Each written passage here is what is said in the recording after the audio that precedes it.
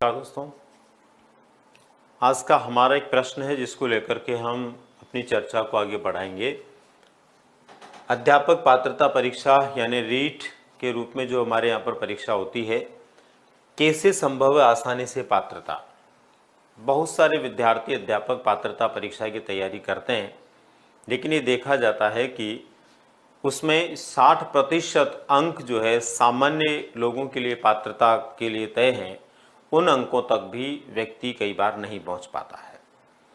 तो हमारी क्या प्लानिंग हो, हमारी क्या योजना हो कि हम बहुत आसानी से पात्रता को प्राप्त कर लें या अध्यापक पात्रता परीक्षा में हम पात्र घोषित हो जाएं। इसके लिए हमें ये जानना जरूरी है कि हमारा पाठ्यक्रम क्या है और उस पाठ्यक्रम में से क्या हम पढ़ें, किस पर हम ज़्यादा ध्यान दें कि हमारी पात्रता हम सिद्ध कर पाएँ।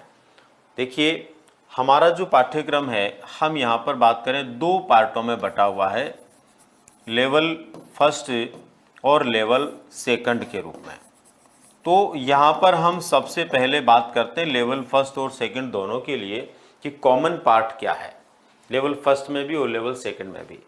कॉमन पार्ट की यदि हम बात करें दोस्तों, तो दोनों में ही बाल विकास है, बाल विकास,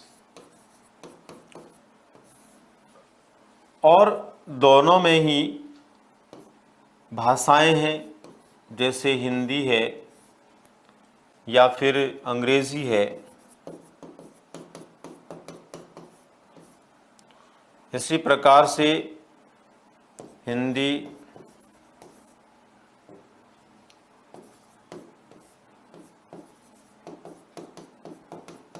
अंग्रेजी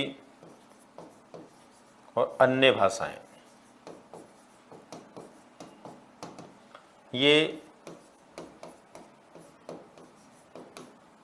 2 पार्ट हैं भाषाओं के। भाषा फर्स्ट और सेकंड, तो हम ऐसा लिख देते हैं भाषा में पार्ट फर्स्ट और पार्ट सेकंड की जगह पार्ट ए बी। ये 3 जो आपके विषय हैं, ये है कॉमन। चाहे आप लेवल फर्स्ट का दे रहे हैं तो भी आपको CDP यानी बाल विकास से संबंधित प्रश्न पूछे जाएंगे, और भाषा के अंदर प्रथम और द्वितीय भाषा के प्रश्न आपको पूछे जाएंगे। इन तीनों के प्रश्नों की संख्या की यदि हम बात करें तो दोस्तों यहाँ पर आपको पता है 30 प्रश्न आपके CDP के होते हैं, 30 आपके प्रथम लैंग्वेज के होते हैं और 30 ही आपके द्वितीय लैंग्वेज के होते हैं।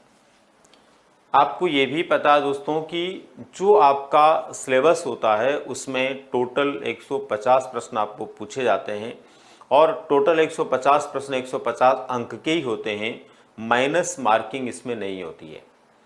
अब जब माइनस मार्किंग नहीं हो रही है और जितने नंबर के प्रश्न उतने ही प्रश्न में पूछे जा रहे हैं, तो यहाँ पर एक सहूलियत तो ये मिल गई दोस्तों कि हम कंप्लीट पेपर को हल करने का प्रयास करते हैं, क्योंकि माइनस मार्किंग यहाँ पर नहीं है।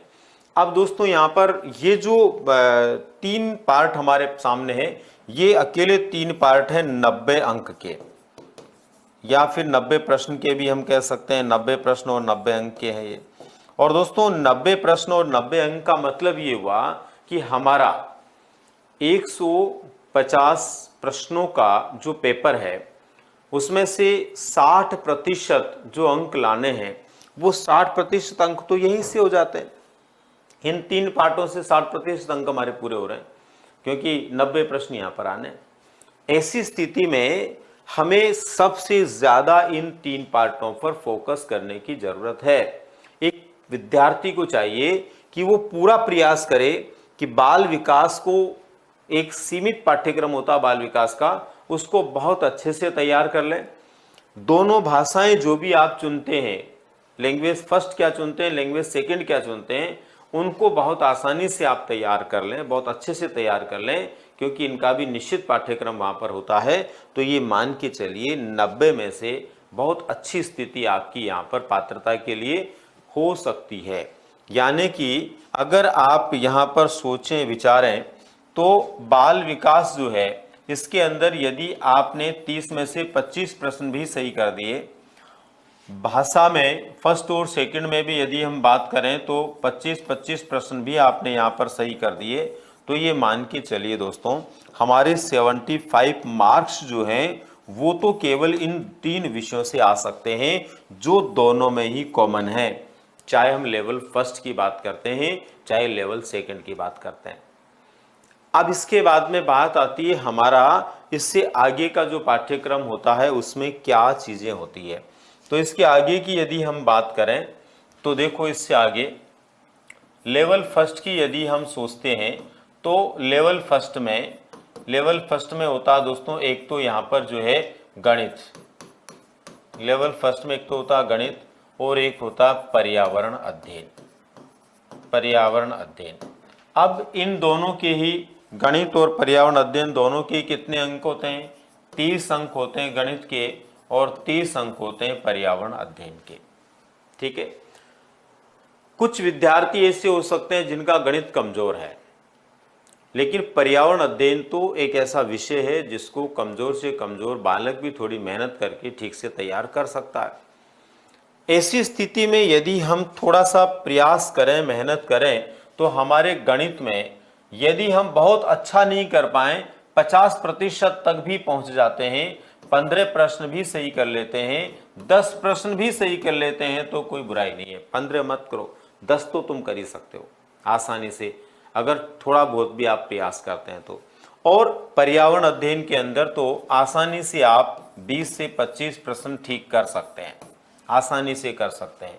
इसका मतलब ये हुआ कि हम फर्स्ट लेवल में यदि है तो हमारा जो है स्कोर क्या हो सकता है, उधर के हम 75 प्रश्न या अंक मान रहे थे और इधर हम ये मान के चलें कि इन दोनों में मिला करके अगर कोई व्यक्ति कम से कम यानी इधर 10 और इधर 20 भी सही करता है तो 30 अंक यहाँ पर वो ला सकता है। और 30 अंक और 75 अंक का मतलब ये हुआ कि वो यहाँ पर आसानी से 105 अंक प्राप्त कर सकता है। यानी लेवल फर्स्ट में पात्रता को प्राप्त करना बहुत मुश्किल नहीं है, बशर्ते हम उसके पाठ्यक्रम को समझते हुए क्या ज़्यादा पढ़ना है, किस पर ज़्यादा ध्यान देना है, किसको बहुत अच्छे से पढ़ना है और उसको वो पढ़ता है। इसी प्रकार से दोस्तों यदि हम बात करें लेवल सेकंड की, अगर लेवल सेकंड की हम बात करते हैं तो लेवल सेकंड में क्या है, हमारे दो है, एक तो है हमारा एसएसटी का पार्ट और एक है मैथ साइंस का, क्योंकि जो मैथ साइंस के विद्यार्थी हैं उनके मैथ साइंस से संबंधित प्रश्न आने हैं और जो एसएसटी के उनके एसएसटी से संबंधित आने हैं।